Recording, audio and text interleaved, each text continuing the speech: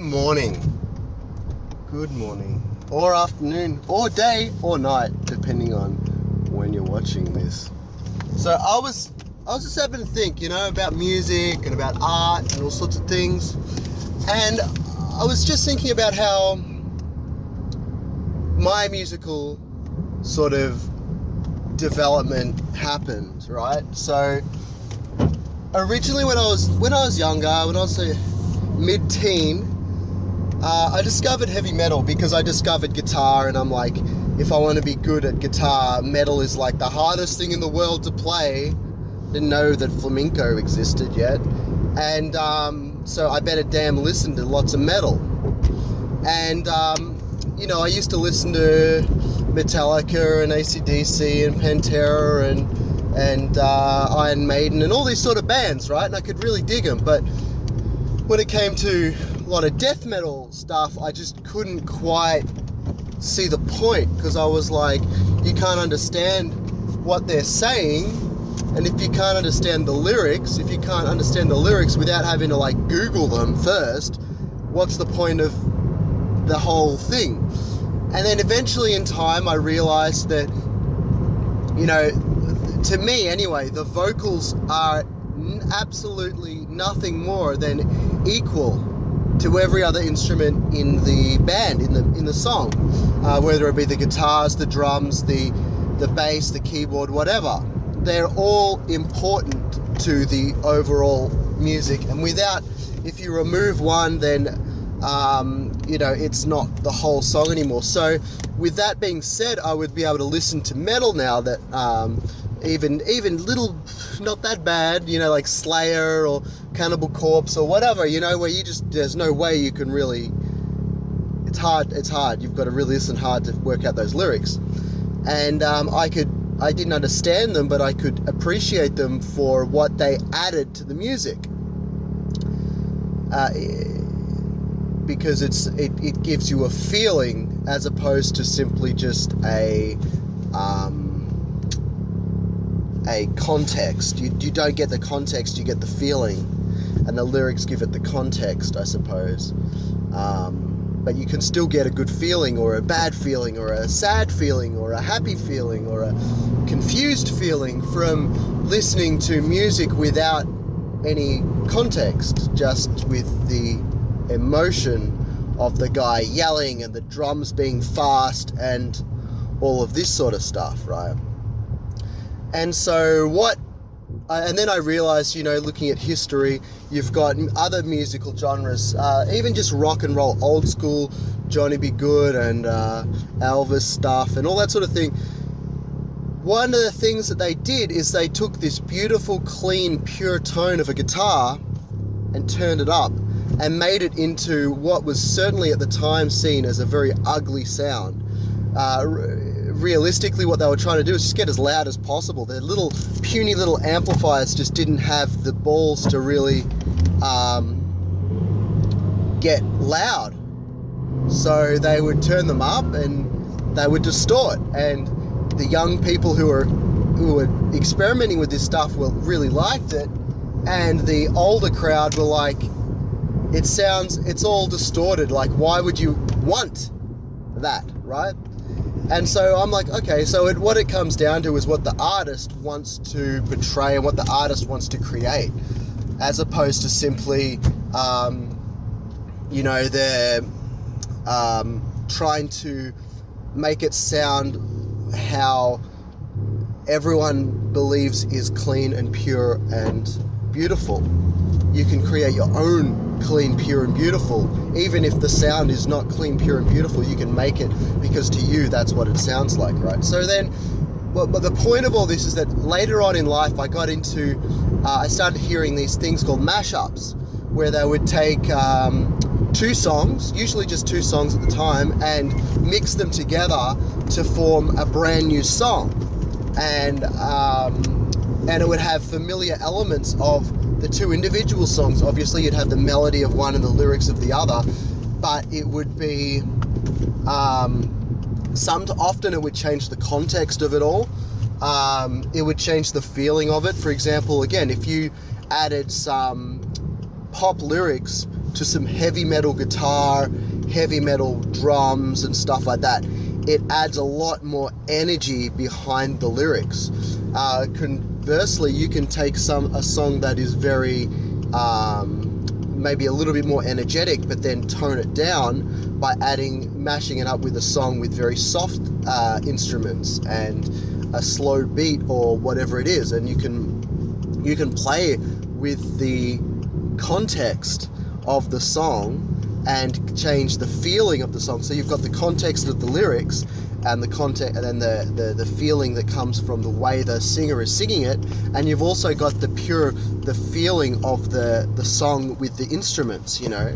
And so there were these mashups, and I remember showing these mashups to some of my friends, and then they would be like, some of my friends would go like, yeah, these are pretty cool. I like these. Other friends would be like, they've ruined a perfectly good song. Like, I love that song, and what they've done, mashing it up with Britney Spears, has just destroyed it. Like, how dare they do that? They would be quite offended by that, because this musician, this DJ, or whatever you want to call them, has decided to fuse these two feelings and contexts together into a brand new feeling and song.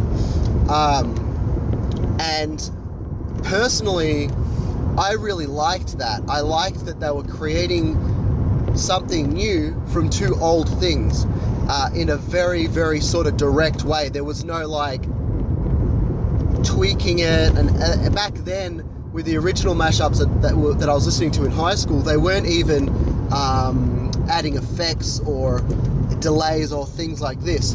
Now you come into a few years later and you got DJs like DJ Girl Talk and the Abrahams, and I think there was one called E31. I can't remember all the names of these guys, but I love them, you know.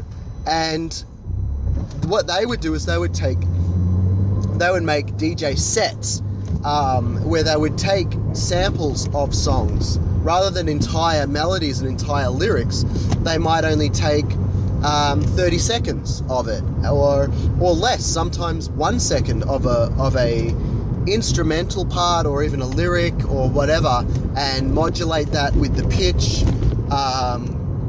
reorganize, cut the instrumental stuff up into its individual instrument parts, and then reorganize them to be a completely different melody. That was something else that they used to do, and they still continue to do now. And they would completely create, then they'd be able to really create something brand new by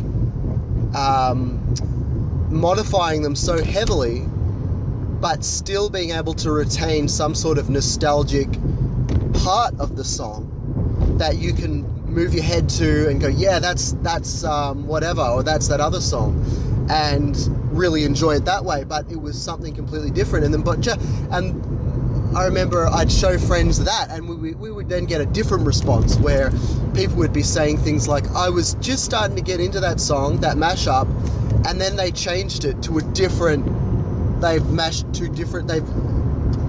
mixed it into a new song, a new melody.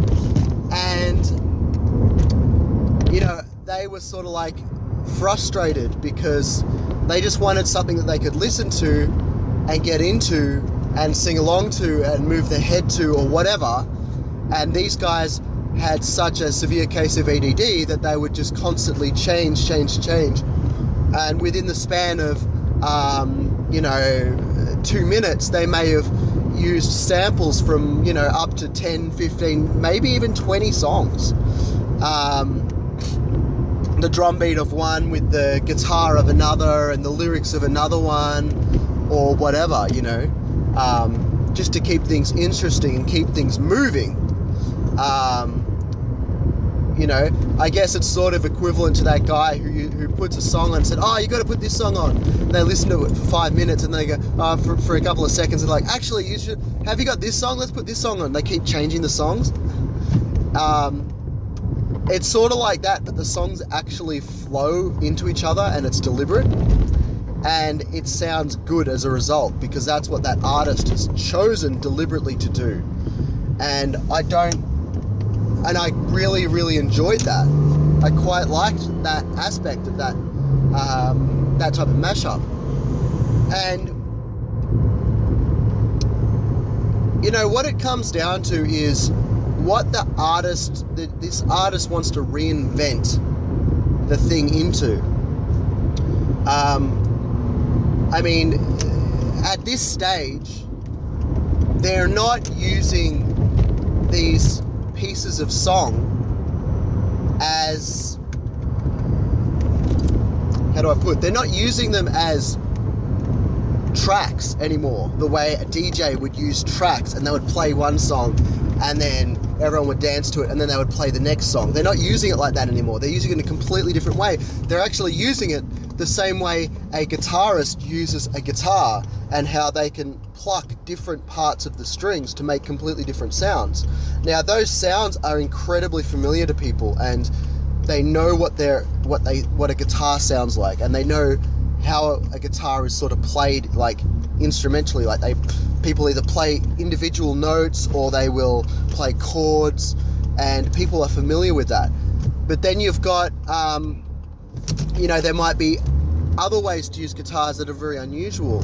I've heard of people using bows from a violin on them, and that's kind of what these guys are doing. They're taking small bits and pieces of music and they are playing them like a guitar and making them sound pleasing as they flow from one part to another. It's not the way the original artists wanted the music to be listened, how the original artist wanted that song to be listened to. In the same way that the original guitars were not designed to be amplified so much that they distort and clip and sound kind of crappy when compared to the sound that people were used to at the time. And it's how the artist wants to reproduce it. It's about how the artist wants to make it sound, or wants the feeling. What feeling does that artist want to project to its audience? It's a lot like visual art as well. That if Leonardo da Vinci, he drew this beautiful picture, the Mona Lisa, and again, we all know that so well. And we can look at it and we can give it a context of a woman, this beautiful woman, and we can learn about the history of the Mona Lisa, and we can see how why she was painted, and that history of all of that sort of stuff, and who she was as a person, and why she was standing in front of Leonardo da frickin' Vinci being painted. But then imagine if Leonardo himself, while painting it, drew something on there. So, I mean, he could, again, the same way these mashup artists are changing things, he may very well have just drawn a penis on her cheek, and that would change the entire context of everything that is the Mona Lisa. She would no longer be seen as this pure image, this pure, beautiful woman, this noble-looking purity. I can't quite think of the right words to use. It would be changed to this adolescent, how do I put, immaturity, I guess, to it, of him adding humor to this thing. And in my personal opinion, if the Mona Lisa did have a penis on her cheek, I'd probably still really enjoy it and appreciate it for everything that Leonardo da Vinci had created it to be. And I think that would be wonderful. I think it would be so, how do I put, so unique for the time as well, especially with an artist as established as Leonardo da Vinci, because his style is not that's not his style, but by introducing that element to it, it adds a complexity in the same way that Shakespeare he had a lot of dirty humor in it, but yet he's not remembered that way. He's remembered generally as a sort of, Shakespeare is the the pinnacle of drama and acting and stuff, you know, and yet he had this other side to him that he's not as well known for. He made up words. If we made up words today in our plays and in our things, especially to the extent that Shakespeare did, it would be incredibly unusual, and we'd be a bit jarred by it, in the same way that these mashups are quite jarring for a lot of people as well. Yet it's, you know, that's what he did, and that's what he's sort of known for in the tighter niche groups of that sort of community. So I just thought I'd just give my thoughts on mashups and music and art, and I'd love to know what you guys think of all that, because, you know, I'm not trolling, I'm just saying.